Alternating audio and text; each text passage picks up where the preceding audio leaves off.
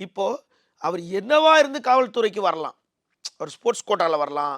இல்ல தந்தையோட ஒரு அவர் தந்தை காவல் பணியில இருந்து வந்திருக்கலாம். மெரிட்ல வந்திருக்கலாம். இல்ல சமூகத்தின் அடிப்படையில வந்திருக்கலாம். கல்வியில வந்திருக்கலாம். எப்படி வேணாலும் வந்திருக்கலாம். ஆனா எப்படி வந்தாலும் அந்த சீருடைய போட்டவன அந்த காவல்துறை சட்டத்தை மதிக்கணும். ஓகேங்களா? இசக்கி ராஜா மட்டும் நேர்மையான காவலர், ஆனஸ்ட் காவலர் கிடையாது.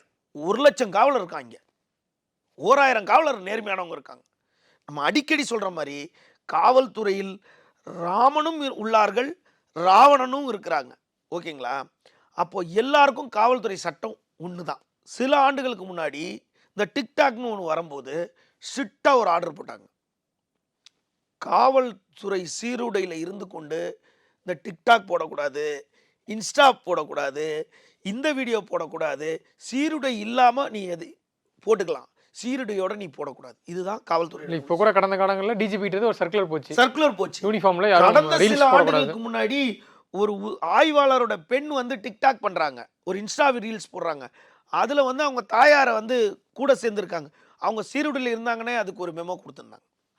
இப்படி இருக்கும்போது இப்போ நிறைய பேர் அரசியல் கட்சியில் சொல்லுவாங்க தெரியுமா, நாமினேஷன் பண்ணும்போது இத்தனை பேர் தான் வரணும், 2 காரில் தான் போகணும், 3 காரில்.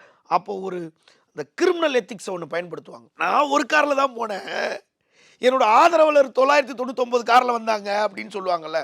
அந்த மாதிரி ஒரு பைத்தியம் தான் இந்த இசக்கி ராஜா. விளம்பர பைத்தியம். மனநலம் பாதிக்கப்பட்டதெல்லாம் கிடையாது, விளம்பர பைத்தியம். அந்த வார்த்தைக்கு நானே பொறுப்பு.